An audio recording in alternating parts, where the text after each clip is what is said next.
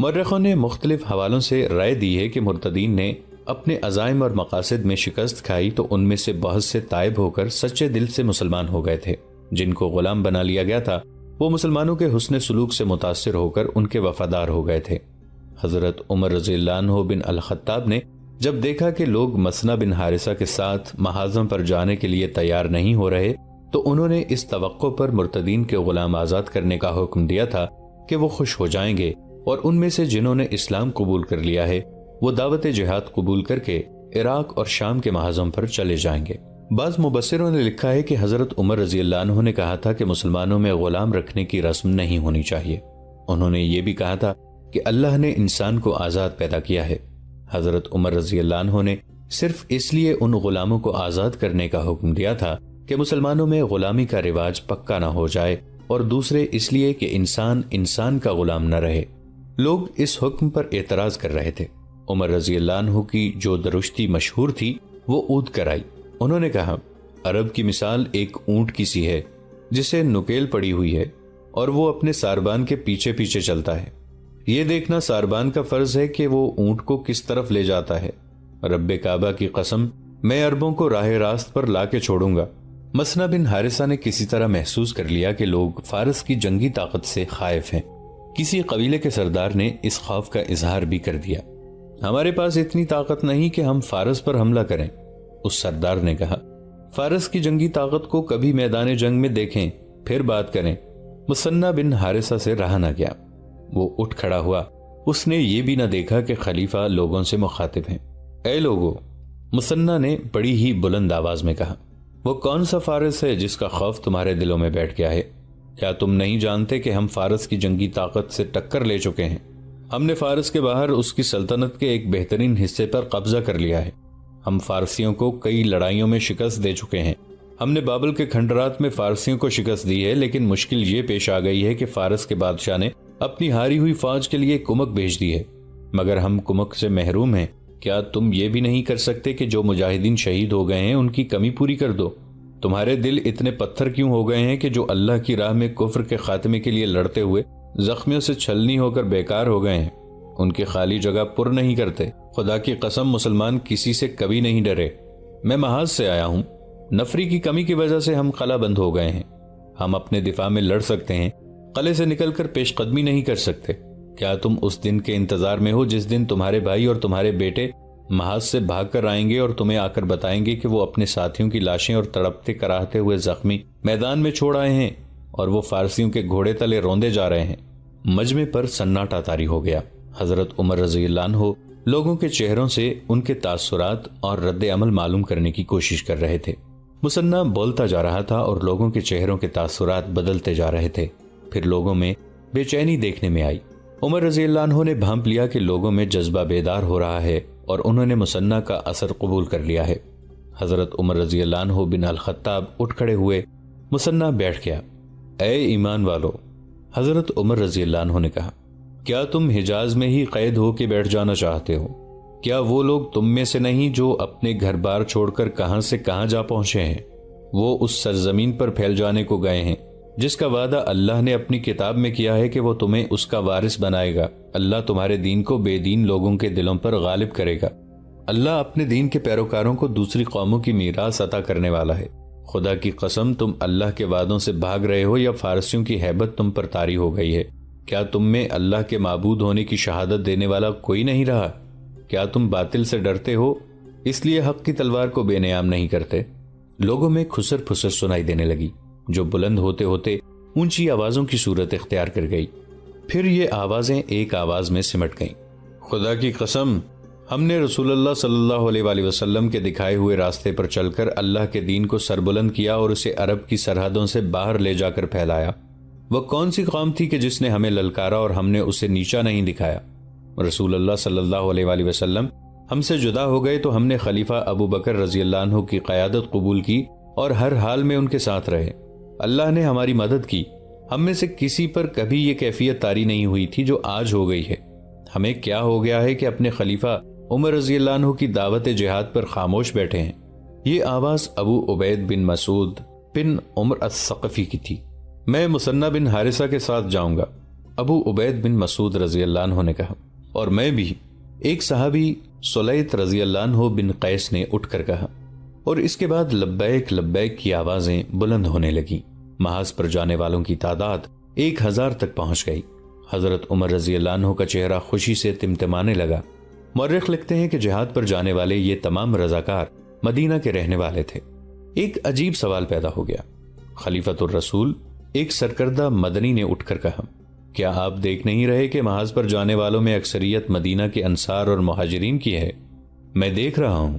حضرت عمر رضی اللہ عنہ نے کہا، اور تم نے یہ بات کیوں کہی ہے؟ اس لیے کہی ہے کہ اس لشکر کا سالار کوئی مدنی ہی ہونا چاہیے۔ مدنی نے جواب دیا، کسی ایسے مہاجر یا انصاری کو اس کمک کی سالاری دیں جس نے پہلے کبھی میدان جنگ میں شجاعت دکھائی ہو اور وہ صحابہ کرام میں سے ہو۔ نہیں، حضرت عمر رضی اللہ عنہ نے کہا، واللہ میں کسی مدنی یا کسی صحابی کو سالار نہیں بناؤں گا۔ اللہ نے تمہیں سربلندی اس لیے عطا فرمائی ہے کہ تم نے دین کے دشمنوں کے سر کو چلنے کے لیے ہمت اور شجاعت کے جوہر دکھائے تھے، مگر میں 3 دنوں سے دیکھ رہا ہوں کہ تمہارے چہروں پر بزدلی لکھی ہوئی تھی۔ تم دشمن کے سامنے جانے سے ڈر رہے تھے، تو کیا سالاری اور امارت کے لیے اس شخص نے برتری حاصل نہیں کر لی جو اپنے دین کی حفاظت اور فروغ کے لیے سب سے پہلے آگے آیا؟ خدا کی قسم اس لشکر کا امیر یہی شخص ہوگا۔ ابو عبید، اٹھو، میں نے تمہیں اس لشکر کا امیر مقرر کیا ہے جو مثنہ بن حارثہ کے ساتھ جا رہا ہے۔ پھر حضرت عمر رضی اللہ عنہ نے سعد رضی اللہ عنہ بن عبید اور سلیت رضی اللہ عنہ بن قیس کو پکارا۔ وہ دونوں اٹھے۔ تم ابو عبید کے بعد بولے تھے کہ تم محاذ پر جاؤ گے، عمر رضی اللہ عنہ نے کہا۔ ابو عبید سے پہلے اٹھتے تو لشکر کے امیر تم ہوتے۔ ابن خطاب، سلیت بن قیس نے کہا، بے شک دلوں میں جو کچھ ہے وہ اللہ جانتا ہے۔ میں جہاد پر امارت کے لیے نہیں، اللہ کی خوشنودی کے لیے جا رہا ہوں۔ اس کمک کی تعداد بھی بڑھ رہی تھی۔ حضرت عمر رضی اللہ عنہ نے مثنہ کا مدینہ میں رکے رہنا مناسب نہ سمجھا۔ محاذوں کی صورتحال تشویشناک تھی۔ ابن حارثہ، عمر رضی اللہ عنہ نے کہا، تم ابھی عراق کو روانہ ہو جاؤ اور محاذ کو سنبھالو۔ کمک 1-2 دنوں میں جنگ کی تیاری مکمل کر کے روانہ ہوگی۔ ایک ساعت، ایک لمحہ قیمتی ہے۔ یہاں انتظار نہ کرو، اور ضروری احتیاط یہ ہے کہ جب تک یہ کمک نہ پہنچ جائے لڑائی سے گریز کرنا، کسی بھی طرف پیش قدمی کا خطرہ مول نہ لینا۔ مثنہ بن حارثہ مسرور اور مطمئن محاذ کو روانہ ہو گیا۔ 2 دنوں بعد کمک بھی روانگی کے لیے تیار ہو گئی۔ کسی بھی تاریخ میں اس کی تعداد نہیں لکھی، یہ تعداد یقیناً 2000 کے قریب تھی۔ ابو عبید، حضرت عمر رضی اللہ عنہ نے بوقت رخصت ابو عبید کو آخری ہدایت دی، تمہیں محاذ پر رسول اللہ صلی اللہ علیہ وآلہ وسلم کے کئی صحابہ ملیں گے، وہ جو کہیں گے اس پر عمل کرنا۔ تم کمک کے اس لشکر کے امیر ہو، محاذ پر جا کر تم اس کے سالار ہوگے۔ کوئی کارروائی اور کوئی فیصلہ صحابہ کرام کے مشورے کے بغیر نہ کرنا، جلد بازی سے کام نہ لینا۔ تم بہت بڑی بادشاہی کے خلاف لڑنے جا رہے ہو۔ جنگ میں کامیابی حاصل کرنے کے لیے ہر صورتحال کو ٹھنڈے دل سے سوچنے کی اور ہر موقع سے فائدہ اٹھانے کی ضرورت ہوتی ہے۔ الوداع ابو عبید، اللہ تمہارے ساتھ ہے۔ حضرت عمر رضی اللہ عنہ کچھ دور تک اس لشکر کے ساتھ گئے۔ دور جا کر ابو عبید نے پیچھے دیکھا، مدینہ کے باہر اور مکانوں کی چھتوں پر مردوں اور عورتوں کے ہاتھ بلند ہو کر ہل رہے تھے۔ کمک کا مسئلہ حل ہو گیا تو حضرت عمر رضی اللہ عنہ نے اپنے اس حکم پر توجہ مرکوز کر لی کہ ارتداد کے خلاف جہاد کے دوران جن مرتدین کو غلام بنایا گیا تھا انہیں آزاد کر دیا جائے۔ ان غلاموں کے آقا اس حکم پر خوش نہیں تھے، لیکن عمر رضی اللہ عنہ اپنے احکام منوانا جانتے تھے۔ انہوں نے اپنے انتظام کے تحت گھر گھر اپنا یہ حکم پہنچا دیا کہ غلاموں کو آزاد کر دیا جائے۔ لوگ غلاموں کو آزاد کرنے لگے۔ مدینہ کی چھوٹی سی ایک مضافاتی بستی میں اونٹوں اور گھوڑوں کا ایک تاجر رہتا تھا جس کا نام ابو زبیر تھا۔ دولت مند آدمی تھا۔ وہ تھا تو گھوڑوں کا سوداگر جو ادھر ادھر سے گھوڑے لا کر بیچتا تھا، لیکن وہ گھوڑوں کے دوسرے سوداگروں سے اس لحاظ سے مختلف تھا کہ وہ گھوڑوں کو جنگی تربیت بھی دیتا تھا۔ اس کے سدائے ہوئے گھوڑے میدان جنگ کے لیے کارآمد اور قابل اعتماد ثابت ہوتے تھے۔ ابو زبیر جو اپنے قبیلے کا ایک سرکردہ فرد تھا، میدان جنگ کا شاہ سوار تھا اور تیغ زنی میں خصوصی مہارت رکھتا تھا۔ رسول اللہ صلی اللہ علیہ وآلہ وسلم کے وصال کے بعد ارتداد کا فتنہ ابھرا تو خلیفہ اول ابو بکر رضی اللہ عنہ نے مرتدین کے خلاف جہاد کا اعلان کیا۔ ابو زبیر بھی اس جہاد میں شریک ہوا۔ اس وقت اس کی عمر 60 سال ہو چکی تھی۔ مجاہدین کے لشکر میں اسے کوئی عہدہ حاصل نہیں تھا۔ اس کی حیثیت سپاہی جیسی تھی۔ اس نے 2 مارکے لڑے تھے۔ وہ ارتداد کے خاتمے تک لڑنے کا عزم لے کر گیا تھا، لیکن اس کے گھوڑے کی آنکھ میں تیر اتر گیا۔ گھوڑا اتنی زور سے اچھل کر بھاگا کہ ابو زبیر گھوڑے سے گر پڑا۔ یہ گھمسان کا مارکا تھا، کسی اور گھوڑے کا پاؤں اس کے کولہے پر پڑا اور وہ اٹھنے کے قابل نہ رہا۔ وہ بڑی مشکل سے اپنے آپ کو گھسیٹتا مارکے سے نکل گیا۔ اس کی مرہم پٹی تو ہو گئی، لیکن ٹانگ کے جوڑ میں ایسا نقص پیدا ہو گیا تھا کہ وہ صرف چلنے کے قابل رہ گیا تھا، اور وہ بھی آہستہ آہستہ۔ وہ مدینہ کے قریب اپنے گاؤں واپس آ گیا۔ وہ خالی ہاتھ واپس نہیں آیا تھا، اس کے ساتھ مرتدین کی ایک ادھیڑ عمر عورت اور اس عورت کی بیٹی تھی جس کی عمر 17-18 سال تھی۔ اس کے قبیلے کے چند ایک آدمی اس کے ساتھ جہاد میں شریک تھے۔ ابو زبیر زخمی ہو گیا اور مدینہ کو واپس جانے لگا تو اس کے قبیلے کا ایک آدمی اس ادھیڑ عمر عورت اور اس کی نوجوان بیٹی کو ساتھ لیے اس کے پاس آیا۔ یہ مال غنیمت ہے ابو زبیر، اس آدمی نے کہا، اس کے اہل تم ہی ہو۔ یہ ماں بیٹی لونڈیاں ہیں، ہم انہیں کیا کریں گے؟ یہ تم جیسے خوشحال سوداگر کے گھر میں ہی اچھی لگتی ہیں۔ ابو زبیر کا زخم ٹھیک ہو گیا اور وہ کام کاج کے قابل ہو گیا، لیکن میدان جنگ کے قابل نہ ہو سکا۔ اب وہ آہستہ آہستہ چلتا تھا۔ اس کی 3 بیویاں تھیں جن سے اس کے 7 بیٹے تھے۔ سب سے بڑے بیٹے کی عمر 30 سال کے قریب تھی، باقی بیٹے جوان اور نوجوان تھے۔ اس نے سب بیٹوں کو اپنے پاس بلایا۔ میرے بیٹو، اس نے کہا، میں مرتدین کے خلاف لڑنے گیا تھا کہ یہ میرا فرض تھا، اور میں یہ 2 لونڈیاں اپنے ساتھ لایا ہوں کہ یہ میرا حق ہے، لیکن ان پر میرا اور تمہارا ایسا کوئی حق نہیں کہ ہم میں سے کوئی بھی انہیں بغیر نکاح کے بیویاں بنا لے، اور میں تم میں سے کسی کو اس نوجوان لونڈی کے ساتھ نکاح کرنے کی اجازت نہیں دوں گا۔ یہ گھر کا کام کاج کریں گی، لیکن ان سے اتنا ہی کام لیا جائے گا جتنا یہ کر سکتی ہیں۔ ابو زبیر نے اس لونڈی سے صرف ایک بار کہا تھا کہ وہ اپنی بیٹی کے ساتھ اسلام قبول کر لے تو ماں کی شادی اس کی عمر کے کسی مسلمان کے ساتھ کرا دی جائے گی، اور اس کی بیٹی کو وہ اپنی بہو بنا لے گا۔ ابو زبیر اس لڑکی کی شادی اپنے بڑے بیٹے کے ساتھ کرنا چاہتا تھا۔ ابو زبیر، اس عورت نے بڑے پختہ لہجے میں جواب دیا تھا، میرا جواب ایک ہی بار سن لے، میں اسلام قبول نہیں کروں گی۔ تو نے سوچا ہوگا کہ میں تیرے ہاتھوں میں مجبور اور محتاج ہوں اور تیری ہر بات مان لوں گی۔ نہیں ابو زبیر، تو جانتا ہے کہ میں کسی غریب باپ کی بیٹی نہیں، نہ میرا خاوند غریب آدمی تھا، وہ قبیلے کے اہم آدمیوں میں سے تھا۔ میں تجھے حکم نہیں دے رہا عاصمہ، ابو زبیر نے کہا، جبر نہیں کر رہا، تیرے بھلے کی بات کہی ہے۔ حکم دے کے دیکھ لے، عاصمہ نے کہا، جبر کر کے دیکھ لے۔ مسلمانوں کے ہاتھوں میرا خاوند قتل ہوا، میرے 2 بھائی قتل ہوئے ہیں، میرا گھر جلا دیا گیا ہے، تو بھی اس لڑائی میں شامل تھا۔ کیا ایسا نہیں ہو سکتا کہ میرے خاوند یا بھائیوں کا قاتل تو ہی ہو سکتا ہے؟ ابو زبیر نے کہا، تو کیا ایسا نہیں ہوا کہ تیرے خاوند اور بھائیوں کے ہاتھوں میرے کتنے ہی ساتھی زخمی اور قتل ہوئے ہوں؟ یہ لڑائی تھی عاصمہ، دونوں طرف کے آدمیوں کو زخمی اور قتل ہونا ہی تھا۔ اگر تیرا خاوند اور قبیلے کے سردار وغیرہ دھوکہ نہ دیتے تو آج تو میرے گھر میں لونڈی نہ ہوتی۔ جسے تم لوگ دھوکہ کہتے ہو وہ ہمارے بزرگوں کی ایک چال تھی، عاصمہ نے کہا۔ ہم اسلام کو نقصان پہنچانا چاہتے تھے، لیکن دو بدو جنگ کے لیے ہمارے پاس طاقت نہیں تھی۔ ہمارے سرداروں نے یہ چال چلی کہ مسلمان ہو گئے۔ اس سے یہ فائدہ ہوا کہ تم لوگ ہمیں اپنا سمجھنے لگے اور ہم لوگ درپردہ تمہارے خلاف جنگ کی تیاریاں کرنے لگے۔ ہمارے بزرگ موزوں موقع ڈھونڈنے لگے اور تم لوگوں کے بزرگوں کو وہ موقع مل گیا۔ ابو زبیر نے عاصمہ کی بات کاٹتے ہوئے کہا، ہمارے رسول صلی اللہ علیہ وآلہ وسلم انتقال فرما گئے، تمہارے بزرگ اور سردار خوش ہوئے کہ اب مسلمان۔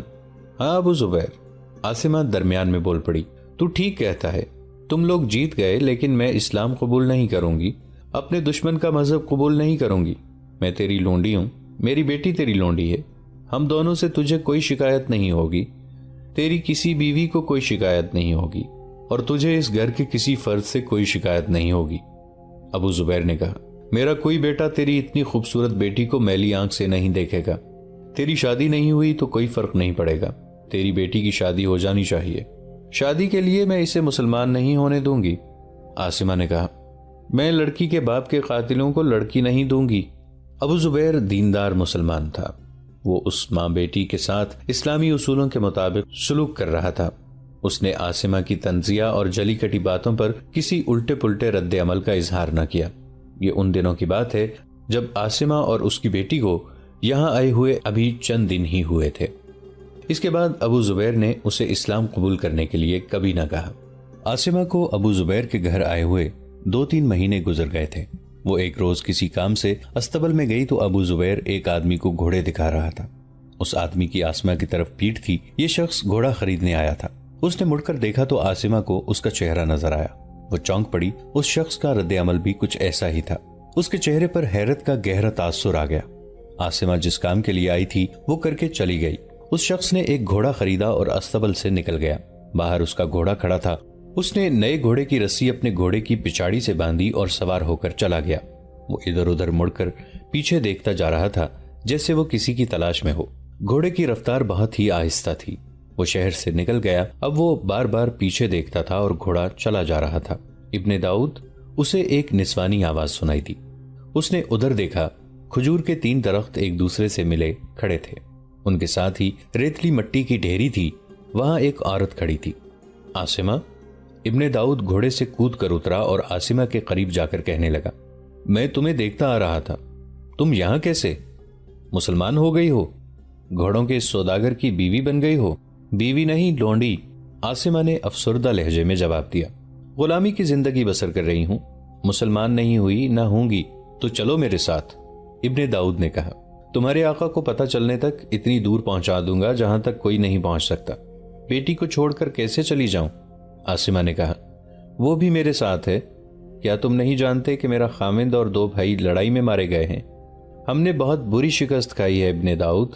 हमने जो मकसद हासिल करना चाहा था वो न कर सके। मैंने सुना था कि बनी इसराइल के दानिश्वर जो मंसूबा बनाते हैं वो नाकाम नहीं हुआ करता, लेकिन तुम्हारी कौम का ये मंसूबा ऐसा नाकाम हुआ है कि हम लोग सारी उम्र उठने के काबिल नहीं रहे। इस नाकामी की जिम्मेदारी न मुझ पर आयद होती है न तुम पर, इब्ने दाऊद ने कहा। मंसूबा हर लिहाज से कारआमद और मुकम्मल था, लेकिन लड़ने वालों ने हिम्मत हार कर इतना अच्छा मंसूबा खाक में मिला दिया। जानी नुकसान तो होना ही था। सबसे बड़ा नुकसान यह हुआ है कि इस्लाम की जड़ें पहले से ज्यादा मजबूत हो गई हैं। लेकिन मैं अभी हारी नहीं, आसिमा ने कहा। मैंने अपने भाइयों और अपने खामिन के खून का इंतकाम लेना है। कभी तो जी में आती है कि अपने इस आका अबू जुबैर को कत्ल कर दूं। ये भी हमारे खिलाफ लड़ा था, लेकिन तुम्हारी बात याद आती है कि किसी एक आदमी के कत्ल करने से हमारा इतना बड़ा मंसूबा कामयाब नहीं हो सकता, बल्कि उसे नुकसान पहुंच सकता है। मेरी दूसरी बातें भी याद रखना जो तुम्हें बताता रहा हूं, इब्ने दाऊद ने कहा। कितना अच्छा हुआ है कि तुम यहां मिल गई हो। हमने तुमसे बहुत काम लेना है। तुम्हारी बेटी जवान हो गई है, उससे भी काम लेना है। मैं उसकी तरबियत अपने नजरियात और अपने मंसूबे के मुताबिक कर रही हूँ। उसके दिल में इस्लाम की नफरत पैदा कर दी है। तुमने असल हिदायत दी ही नहीं होगी, इब्ने दाऊद ने कहा। मैं जान गई हूं तुम किस हिदायत की बात कर रहे हो, आसिमा ने कहा। मैंने उसे अच्छी तरह समझा दिया है कि कबीलों के सरकर्दा अफराद के बेटों को मोहब्बत के जाल में फांसकर उन्हें आपस में लड़ाना है। वफादारी का हल्फिया वादा हर किसी के साथ करना है, लेकिन किसी एक के साथ भी वफादारी नहीं करनी। आसिमा वहां ज्यादा देर ठहर नहीं सकती थी। इब्ने दाऊद ने उससे फिर मिलने का वादा किया और चला गया। तारीख जो हकायक अपने दामन में लिए हम तक पहुंची है, वो इस राज को बेनकाब करते हैं कि फितनाए इर्तदाद के भी पसे पर्दा यहूदी थे, और मुर्तदीन में से जिन्होंने नबूवत के दावे किए थे वो यहूदियों के परवरदा थे। आसिमा के साथ इब्ने दाऊद की ये मुलाकात उस वक्त से 1 साल पहले हुई थी जब हबीब बिन काब बिनते यामीन के साथ शादी करके उसे मदीना लाया था, और कुछ दिनों बाद इब्ने दाऊद उनके पास पहुंच गया था। इस 1 साल के अरसे में इब्ने दाऊद और आसिमा की मुताद्दिद मुलाकातें हुई थीं। आसिमा बिनते यामीन से भी मिली, लेकिन ये कोई लंबी मुलाकात नहीं थी। इस 1 साल में आसिमा ने अबू जुबैर पर अपना ऐसा तासुर पैदा कर लिया था कि अबू जुबैर की निगाहों में आसिमा की हैसियत लौंडी जैसी रही ही नहीं थी। अबू जुबैर की बीवियां भी आसिमा को लौंडी नहीं समझती थी। आसिमा ने अपनी शारइया बिनते अकील को अपने हुस्न जमाल के इस्तेमाल के तरीके अमलन अजबर करा दिए थे, और उसे ये उसूल जहन नशीन कराया था कि अपने जिस्म को मर्द के हाथ में खिलौना न बनने देना, और जिसे दामे मोहब्बत में लो उसके लिए बड़ा ही दिलकश और सहरा की रेत जैसा ठंडा शराब बने रहना। और जब वो थक कर और मायूस होकर रुकने लगे तो उसे बाजुओं से थाम लेना और अपने इन रेशम जैसे नर्म मुलायम बालों और फूल की पत्तियों जैसे गालों के लम्स से उसके वजूद में नई रूह फूंक कर उसे तरोताजा कर देना। शारइया के बाल भी रेशम जैसे नर्म मुलायम थे और गाल भी फूल की पत्तियों जैसे थे। वो अरब के हुस्न का शाहकार थी, और उसने अपने हुस्न जमाल के दाम में जिसे फांसा था वो उसके आका का एक नौजवान बेटा सलमान था। दोस्तों, आज के लिए इतना ही। इसी कहानी की अगली किस्त के साथ बहुत जल्द हाजिर होंगे। नीचे कमेंट सेक्शन में अपनी राय का इजहार जरूर कीजिएगा। ہمارے اس چینل کو سبسکرائب کر کے نیچے موجود بیل آئیکن کو بھی ضرور کلک کیجیے گا۔ اگلی ملاقات تک کے لیے ہمارا اور آپ کا اللہ نگہبان۔